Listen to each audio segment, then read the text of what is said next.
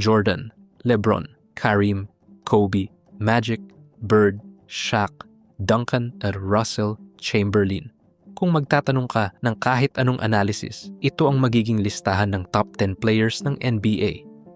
May mga hindi sasang-ayon sa pagkakasunod-sunod. Baka ilagay ng iba si LeBron sa unahan ni Jordan ngayon. Sasabihin ng iba na dapat medyo nasa likod pa si Kobe. Pero para sa nakararami, ito na yun. Ito ang napagkasundo ang top 10 players ever sa NBA. Ito ang GOAT Mountain. Sa labas lang ng 10 na to, nandyan ang mga players na tulad ni Hakeem at Oscar Robertson.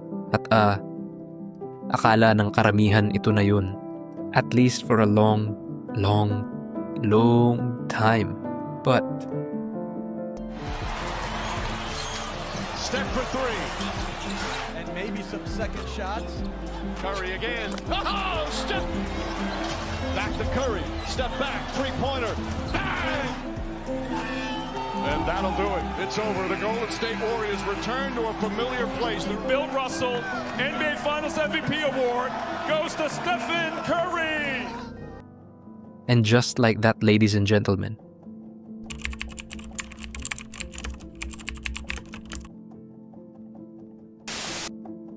uumpisahan ko ang video na to sa ilang numbers. Hindi man ito ang lahat, pero magandang paraan to para mas maintindihan natin ang sitwasyon. 4 championships, 2 MVPs, 11 All-NBA selections, 12 All-Star selections, 2 All-Star MVPs, 2 scoring titles, naging 1-time steals leader, member ng 50-40-90 club, at ngayon isang Finals MVP. Pasok na si Steph Curry sa usapan bilang isa sa mga pinakamagaling ever. I mean, tingnan nyo, mas marami na siyang championships kaysa kina Larry Bird at Wilt Chamberlain. Kasing dami niya ng scoring titles sina Kareem at Kobe. Siya lang ang nag-iisang tao sa top 10 list na yan bukod kay Bird na naging member ng 50-40-90 club. Siya ang best player sa pinakamagaling na regular season team ever sa history ng NBA. At bukod sa lahat ng accolades, binago niya ang trigonometry ng NBA nang higit pa sa ginawa ng mga nauna sa kanya.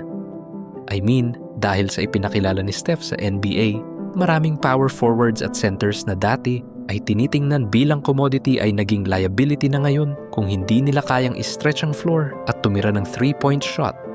Ngayon, tingnan natin to sa ibang perspective.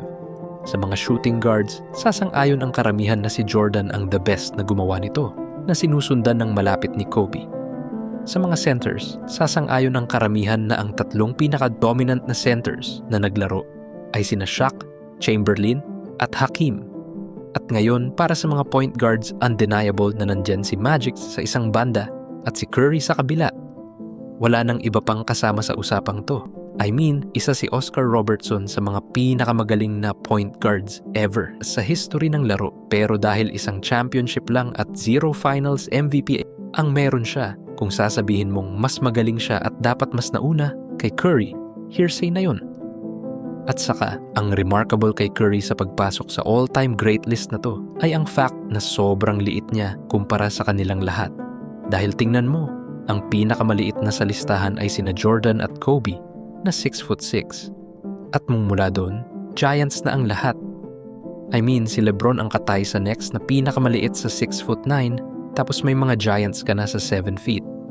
Pero ngayon, nandyan si Curry sa 6'2".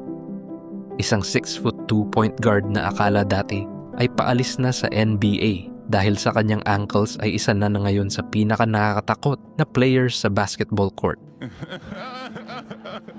Anyway, balik tayo sa top 10 list.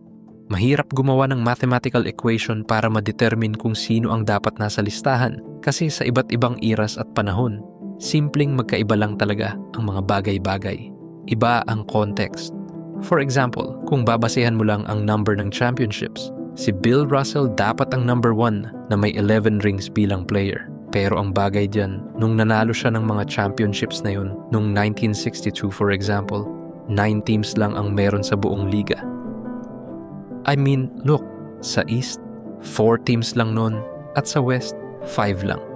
Bukod pa doon, 2 playoff series lang ang kailangang ipanalo ng Celtics that season para mag-champion. Simpleng naiiba lang talaga siya sa laro ngayon. Ang kaso nga lang, hindi naman niya yun kasalanan lahat. Ginawa niya ang trabaho niya at dinomina lang ang liga ng panahong yun. Pero kailangan mo rin isama sa context yan pag pinag-uusapan kung sino ang 10 greatest players ever. Well, having said that, gagawin ko ang best ko para himayin to. At kung hindi kayo sang-ayon sa listahan ko, let me know sa comments sa ibaba at pag-usapan natin. So, without further ado, umpisahan na natin. At para simulan to, gusto kong gamitin ang process of elimination at unahin ang mga untouchable players. Untouchable si Michael Jordan currently. I mean, hindi lang siya nag-three-peat, ginawa niya pa to ng 2 beses at siya ang undisputed best player sa bawat championships na yun. Next naman, untouchable si LeBron. Kahit gaano karaming slander ang natatanggap ni LeBron, nanalo siya ng championships sa 3 magkakaibang teams at siya ang naging best player sa bawat isa sa mga championship teams na yun. Dagdag pa rito, yung mga numbers na naipoproduce niya habang tumatanda siya ay unheard of.